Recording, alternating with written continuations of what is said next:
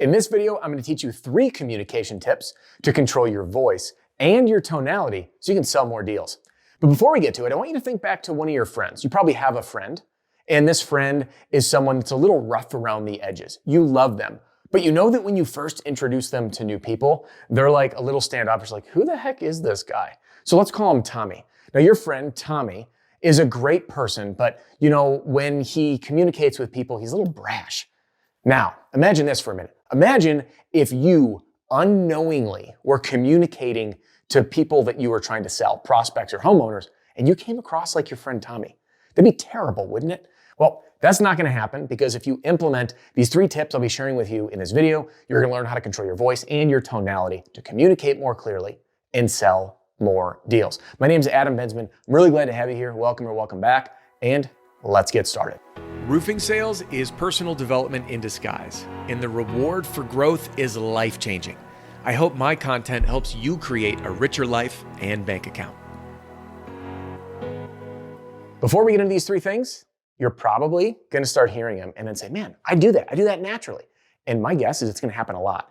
And kudos to you, because if this comes naturally, that means that once you learn what I'm about to share with you, you're gonna be able to use it even more intentionally, which makes them even more powerful. So I'll be teaching you 3 things today. First, we're gonna cover inflection, then we're gonna cover pacing, and then we're gonna cover repetition.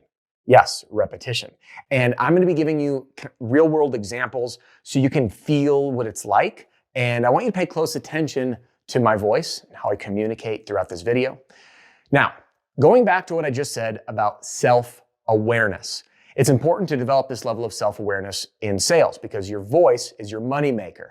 Now, self-awareness, when we speak, is the ability to hear ourselves talk and at the same time, imagine what it would feel like if I was the recipient, okay? So it's being able to hear myself talk and sitting there being like, oh man, I wonder what that would feel like if I heard someone talking to me like that. And the more we can do these things simultaneously, listen to ourselves talk, imagine the feeling, the more aware we are of the impact of our voice, and the more intentionally we can use these 3 elements, which is inflection, pacing, and repetition, to communicate more clearly, get people to really like us, and close more sales.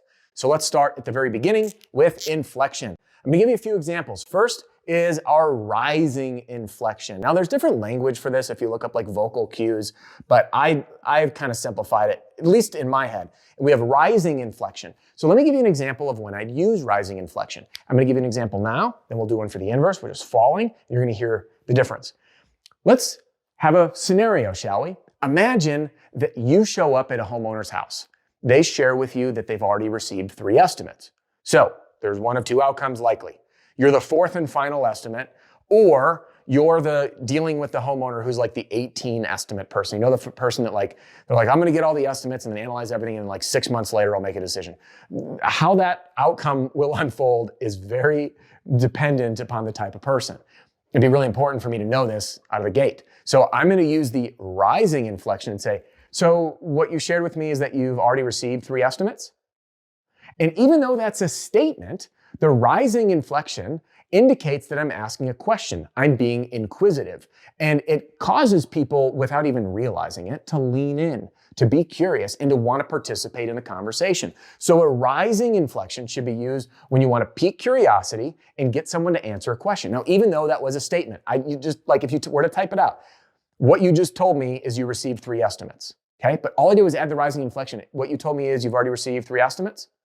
And then they're gonna add to it, okay? So that is a very intentional use of a rising intonation to get the homeowner to reveal a little bit more information from me instead of saying, hey, Mr. Homeowner, so I'm the 4th person coming out for the estimate. How many more estimates are you planning on getting?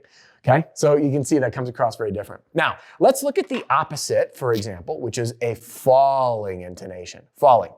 Now the falling, I keep saying intonation and inflection, I'm catching myself now. These can be used interchangeably, inflection and intonation, but let's just stick with inflection for today. Now, a falling inflection, falling down, is gonna completely change the way that sentence would be received as a homeowner. Let's give you that example. So, Mr. Homeowner, what you're telling me is you've already received 3 estimates.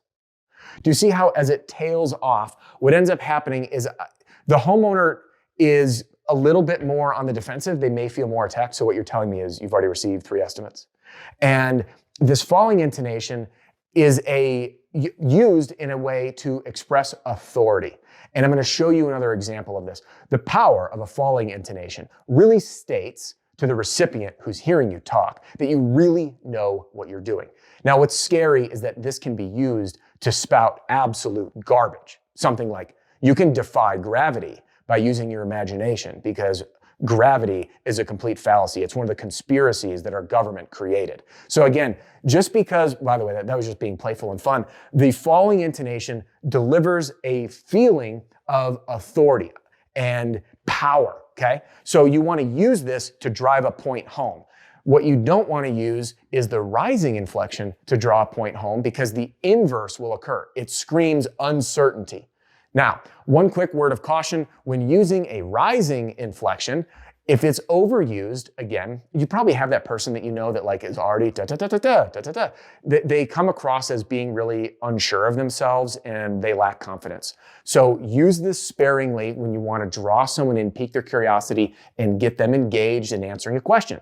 And use the falling intonation when you really want to drive a point home and have authority in your voice. And use this smartly, please. Like, don't go trying to tell people that gravity's not real. Okay. By the way, I'm waiting for someone in the comments to be like, but it's not, it's a conspiracy. Now, let's talk about pacing. There are 3 key elements for you to be aware of for pacing. Number 1 is speaking fast. What do we mean by speaking fast? If you've watched this video, you know how, you know why. I speak fast to keep people engaged. I am very energetic and enthusiastic. And in sales, by the way, this just comes naturally to me. In my personal life, people are like, gosh, you have so much energy. I get it. And it's funny because it just, again, comes naturally. But I speak very quickly, and it can bite me. If I'm communicating with the elderly, I really need to practice slowing down. There are folks that just don't match my energy level, and it doesn't go as well. So you got to be self-aware of kind of who you're communicating with.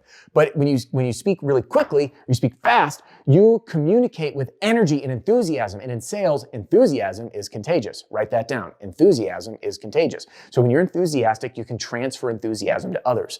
Next is speaking, I was starting to write and talk at the same time. Next is speaking slow. We want to slow down to draw people back in.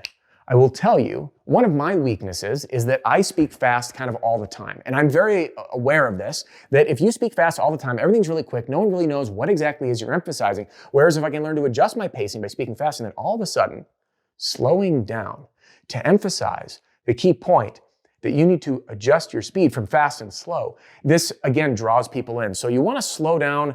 So this fast is for energy and enthusiasm, and speed is for, slowing is for emphasis, to emphasize a point. So you'll notice as you watch my videos or listen to the podcast, I will often communicate really quickly, and then I slow down for the key point. Now, the use of a pause is also important. And I want to address pausing because these 3 elements, when used together, can be really effective. You can speak really quickly to say, this is just one of the most exciting opportunities you will ever have. But if you don't do something about it now, this opportunity is gone for good. Pause. So you see, I did all 3 of those. I talked about how exciting this opportunity was, slowing down the emphasis. But if you don't take action now, it's gone for good. I'm drawing the listener's attention to the urgency of doing this now before it's gone. So this was to emphasize the need to take action. And then at the end, I paused, which will also emphasize. So this creates space. Now, I can't remember if it was Mozart who said this. If you know this quote, please put it in the comments so you can help everybody out.